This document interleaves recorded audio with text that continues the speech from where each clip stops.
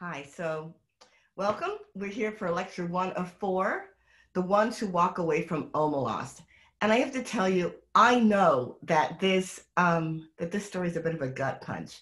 I was talking to one of your classmates over the summer, and I sent her the story early, and she wrote back and said, geez, that really surprised me, the end of that story. And yeah, there's a lot going on here. It's one of the reasons I like to start a course with this text, and that's because the ones who walk away from Omelas, well, it covers so much of the utopian impulse. It really does. So let's get started. I'll tell you a little bit about what I'll be talking about in the next few minutes, and we'll move on. All right, so there's going to be a spoiler alert, just so you know that. There's also a little PG-13 content. I mean, the kind that a 54-year-old, school teacher would put into a slideshow, so not too racy. And there'll also be a question for you. And that'll show up from time to time in most of the slides. And that's just, it'll be a question or maybe two. And the point of the question is just for it to feel more like the kind of conversation we have if we were sitting together. The questions are not deep quiz questions that are gotchas. They're not supposed to trip you up so much as get you involved in thinking about this, the issues that we're talking about here, thinking about them, in your own mind and sort of in conversation with other people, conversation with me. All right, so The Ones Who Walk Away from Omelas is an allegory. It was written in 1973 by a woman named Ursula Le Guin. And I want to stress that an allegory isn't just about the people in the story, but it's a lesson. It's sort of a wider thing than their lives. It's supposed to be a kind of an example text, a lesson for the people who are reading it. So for those of us who are coming from the Abrahamic tradition, so Christians, Muslims, Jews, right? We will all remember, like in the Bible, there are all of these allegorical stories, and they serve to sort of give us some idea about right and wrong, about how we might face a dilemma and what we might do. So the first thing you'll notice when you read this allegory is that it really resists the utopian moniker, right? If we said, okay, the Appalachian Utopia, then we put it with the story, and you're like, yeah, for the first 3 or 4 pages, and then that horrible thing happens, right? So I love that it's sort of on the cusp of these two possibilities, and critics of both utopian and dystopian impulse can think about this story in productive ways. So here's what happens, right? The story, we're joining these people on a day of a summer festival, and it is all good news, right? Everybody is relaxed and happy. There's live music.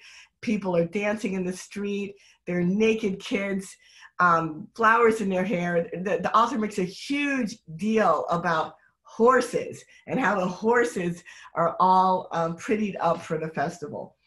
And as the story goes on, you start to worry, like, are these people kind of like too simple to have problems that we'd understand, or too simple to understand their problems in the way that we would? And the answer is no. They're very sophisticated. And the author is really clear on that. She says, these are not simple folk. These are not noble savages or bland utopians, right? She's aware that we're worried that they're bland utopians. And the narrator says, no, their lives are as complex as ours. So what's making their, we know there's a lot going on that's happy. And the author invites us, the author certainly invites us, but certainly the narrator, and the author and the narrator are not always the same person. But in this case, I think we can be pretty sure that Le Guin is present in this story. Excuse me. Oh my gosh. I'm dealing with an allergy situation here. The narrator says the reader is free to fill in details. Hold on, I'm just going to pause. Oh, pause sharing, but I did not pause. Sorry about that. I have a post-nasal drip. A lot of information for you. All right, so the narrator says the reader can fill in details. The narrator makes that point several times, but in the end, the narrator does insist on a few things. there are naked, healthy, happy kids. There are horses. They're trains, these little trains. There's music, dancing, sex, and drugs. Not just drugs, sex enhancing drugs, right? So she's giving us the whole thing. And everything feels very much like a celebration we might recognize from some places in our own life, right? Just happy, naked, sexual, fun people. And then the narrator drops the bomb. It's not just kids. It's not just naked people having fulfilling and fabulous drug-induced sex. It's not just music and horses. There's also a kid. And this kid's in a closet. And he's having what has to be the worst time imaginable, right? So she talks about the horrible experience that this kid is having.